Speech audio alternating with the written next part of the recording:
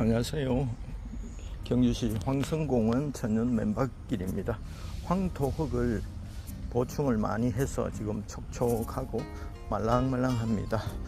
오늘은 짧게 맨발 걷기에 대한 궁금증 몇 가지를 말씀드리겠습니다. 맨발 걷기는 하루에 몇 번 해야 좋을까요? 이런 질문을 하시는 분이 계신데요. 하루 3회가 가장 이상적입니다. 8324 8시간 단위로 아침 등교나 출근 전에 한 30분, 그리고 퇴근 시간이나 점심시간에 한 30분, 그리고 저녁에 30분. 그 장소는 학교 운동장이든지 공원이든지 아니면 어디든지 상관이 없습니다.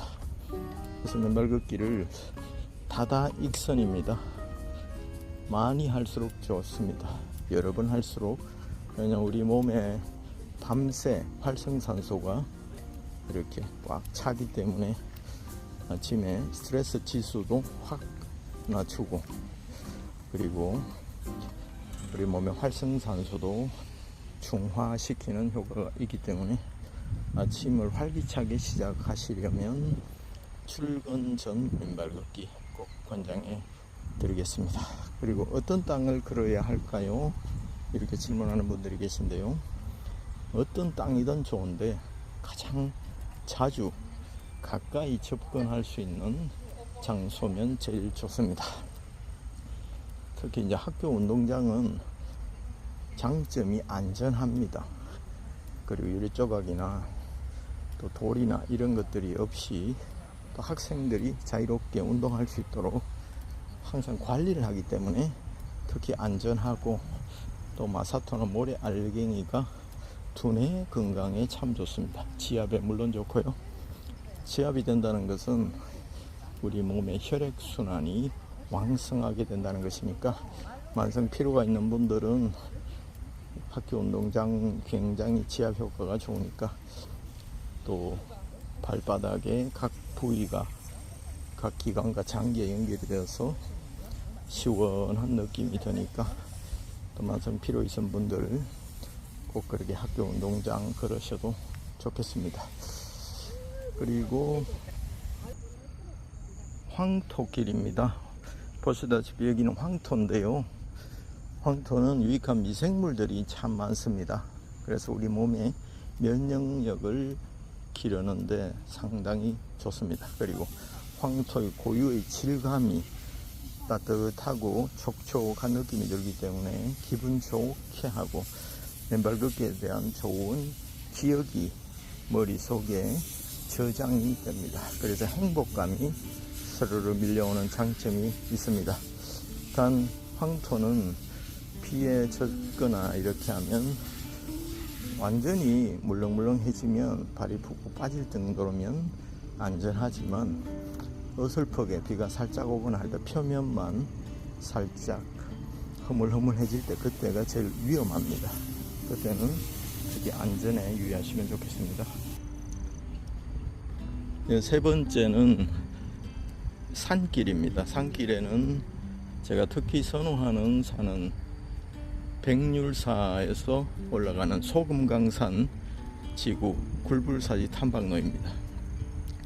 그곳에는 바위나 또 흙이나 또 나무들이 아주 깨끗하고 쾌적한 지형을 가지고 있습니다. 그래서 어느 정도 오르막도 있고 평지도 있고 내리막도 있고 간간이 이끼낀 바위도 있어서 지루할 틈이 없는 것이 장점입니다. 그래서 코스도 가볍게 한 30분 코스로 올라오는 코스도 있고요. 조금 더 가시면 운동기구가 있는 저 너머에 두 번째 운동기구까지 가시면 1시간여 코스, 완전히 끝까지 갔다가 오시면 용광동 거기까지 한 3시간, 2시간 반에 3시간 천천히 산 정상으로 다닐 수 있는 것이 특징입니다. 그래서 햇빛이 내리쬐지 않고 계속해서 차일처럼, 차양처럼 가해주니까 직사광선에 노출되는 것도 막아주기 때문에 또 피톤치드나 새소리 그리고 곤충 소리가 어우러져서 아주 쾌적한 산책로라고 할 수 있겠습니다. 그리고 네 번째는 해변 어싱입니다. 바닷가는 염분이 있고 수분이 있기 때문에 어느 곳보다도 어싱 효과가 좋습니다.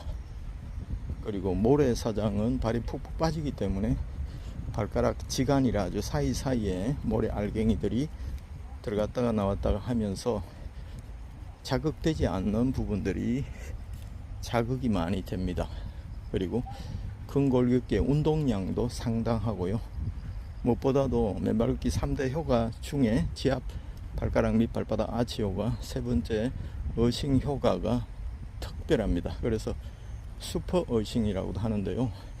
이 전하의 이동은 수분이 있을 때 그리고 특히 염분이 있을 때 활발하게 양이 증가하고 속도가 빨라집니다. 그렇기 때문에 계속 가실 수 없으니까 가끔씩 또 여행 가듯이 특별한 음식을 드시는 것처럼 평상시에 일반식으로 드시다가 회식 때 특별한 곳으로 가듯이 그렇게 한 번씩 여행 삼아 가시고, 제일 좋은 것은 가까이서 항상 맨발로 걸을 수 있는 그곳이 제일 좋겠습니다. 맨발 한 코스 돌다가 이런 지압기를, 몽돌기를 이용하시면 참 좋습니다. 지압을 하다 보면 발바닥에 용천혈이라고 아치에 폭 들어간 부위가 평지에는 잘 자극이 되지 않습니다. 근데 이렇게 몽돌기를 한 바퀴 돌 때마다 한 번씩 통과를 해주시면 용천혈 지압이 왕성하게 올라가서 혈액순환이나 대사에 굉장히 도움이 됩니다. 그리고 주변에 운동기구들이 황성공원에는 일반 산책로에 참 많은데요.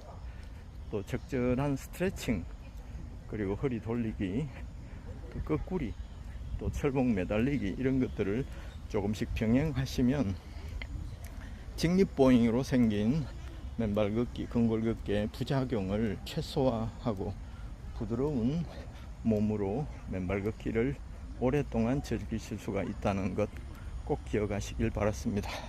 사람은 귀찮은 것을 해야 건강해집니다.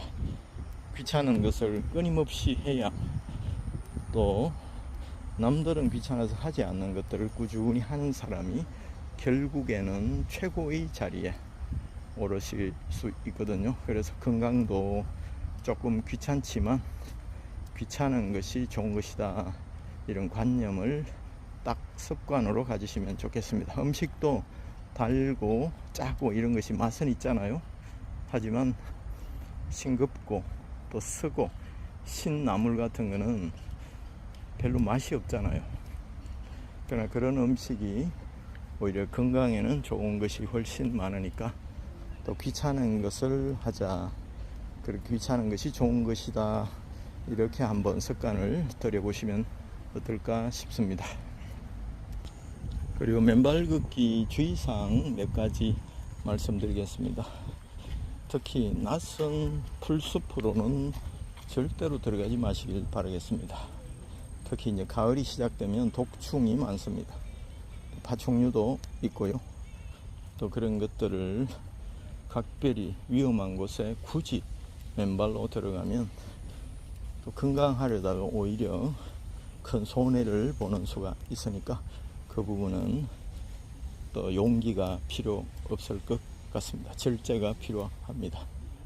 그리고 너무 빨리 걷지 마시길 바랍니다. 빨리 걸으면 충격을 흡수할 시간적 여유가 없습니다. 아치나 뒷발굽에 발뒤꿈치 패드, 지방 패드가 있는데 천천히 안전하게 걸으면 그것이 어느 정도 흡수를 하기 때문에 근골격계가 오히려 부드러워지는, 말랑말해진 효과가 있는데, 너무 지나치게 빨리 걷다 보면 무게 중심이 흐트러지기 때문에 어떤 분은 발 앞꿈치 쪽에 굳은살이 베었습니다, 옆꿈치에 굳은살이 베었습니다, 이런 분들도 계시거든요.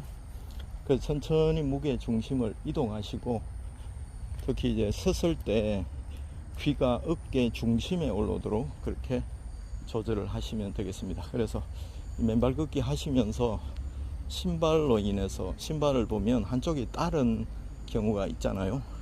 좌측 사면이 닳든지 아니 닳든지 그런 경우에는 걷는 자세 이것이 또 흐트러졌다는 것을 의미하니까 맨발로 걸으실 때도 빨리 걸으시면 자세 교정 효과가 하나도 없으니까, 그리고 빨리 걷다 보면 앞으로 자세가 수그려집니다. 그러다 보면 머리도 앞쪽으로 숙여지고 그 머리를 지탱하기 위해서 뒤에서 근육이나 인대가 자꾸 탱탱하게 긴장을 해야 됩니다. 스트레스를 받아야 되거든요. 그래서 최대한 머리가 어깨 중앙에 올라오도록 천천히 이렇게 자세를 바르게 하고 걸으시면 2시간을 걷는 것보다 바른 자세로 1시간을 걷는 것이 근골격계 건강에는 훨씬 유익하다는 거 꼭 기억하시면 좋겠습니다. 우리 인체가 10,000보를 걸으면 한 7km 정도 걸을 수가 있습니다. 그런데 우리 몸이 70kg이면 맨발로 탱커 12대는 13대를 지탱하는 지압 효과가 있습니다. 탱커가 보통 50에서 60톤 정도 되거든요. 어마어마한 지압 효과가 이 체중을 실을 때 우리 몸에서 10,000보를 걷는 동안에 일어나는 것입니다. 손으로 물구나무 서서 이 지압을 할 수 있어도 좋은데 그것은 사실 불가능하지 않습니까? 그래서 손으로도 지압이 되고 어싱이 되지만 그냥 맨발로 땅을 디디고 걷는 그 동작 하나만으로도 우리 몸에 어싱이 되고, 그리고 지압 효과가 체중을 실은 지압 효과가 있으니까 또 이렇게 손으로 하는 지압보다는 훨씬 우리 스스로 지압을 할 수 있는 좋은 운동이라는 거 꼭 기억하시고, 또 신발도 신을 때는 신어야 되지만 하루에 몇 번씩은 맨발로 서서 우리 몸에 또 지압점을 자극해 주시면 혈액순환과 근골격계에 조금은 약한 부분들이 활성화되는 효과를 누릴 수가 있을 것입니다. 오늘은 걷기 얼마나 자주 걸어야 될까? 이왕이면 3번, 식사도 3번 하듯이 8시간 간격으로 3번을 걸어서 활성산소를 중화하고 염증을 중화시키는 것이 중요하고요. 어떤 땅이 좋을까? 어떤 땅보다도 항상 가까이 언제든지 갈 수 있는 곳, 특히 학교 운동장이나 가까운 산책로, 그리고 걸린 공원 어디든지 좋습니다. 바다 어싱은 최고지만 가끔씩 별식을 드시는 느낌으로 이렇게 가시기를 권장을 드립니다. 그리고 풀숲에 들어가지 마시고 또 너무 빨리 달리거나 너무 빨리 걸으면 자세가 흐트러지고 무게중심이 흐트러져서 오히려 근골격계 질환을 유발할 수 있다는 것 꼭 기억하시고, 어느 정도 발이나 또 근골격계가 단련이 되기 전에는 맨발 산행은 검해 주시기 바랍니다. 저는 산행을 참 좀 좋아합니다만은 오히려 평지 걸을 때보다 근골격계가 자유롭게 경사면도 오르고 내리막도 오르면서 운동 효과가 훨씬 좋고, 의외로 신발 신고 턱턱턱 걷는 산행보다 맨발로 걸을 때 근골격계에 훨씬 무리가 없는 것들을 볼 수가 있습니다. 그리고 맨발로 걸으면 발에 상처가 나지 않을까요? 위험하지 않을까? 이렇게 질문하는 분들이 계신데요. 일반적으로 그렇지 않습니다. 저도 굳은 살이 있고 군대에서부터 또 그리고 발이 참 약해서 작은 알갱이만 해도 이렇게 발을 잘 맨발로 딛지 못했는데 한 일주일 하니까 발바닥이 어느 정도 물집이 한번 잡혔다가 자연스럽게 사라지면서 발이 깨끗해지더라고요. 오히려 혈액순환이 되니까 자극을 받으니까 굳은 살이 오히려 사라지고 피부가 단단해지면서 말랑말랑하게 되고, 그래서 속에 이제 내재근이 있죠. 이제 코어 근육이라고, 배에도 코어 근육이 있듯이 이제 신발 발바닥에도 코어 근육이 있거든요. 내재 근육이 있는데 그 근육이 강화되면서 아치가 강화되고, 그리고 족저 근막이나 이런 부분들에도 강해지고 단련이 되는 효과가 있으니까 처음 시작하시는 분들 너무 급하게 하지 마시고 좋은 땅에서, 깨끗한 땅에서 천천히 단련하시다가 어느 정도 적응이 되실 때 이런 것저것 마사토길이나 또 다양한 맨발 산길도 도전해 보시면 좋겠습니다. 오늘은 맨발 걷기 효과와 또 횟수와 또 땅에 대해서, 주의사항에 대해서 말씀드렸습니다. 여러분 화이팅!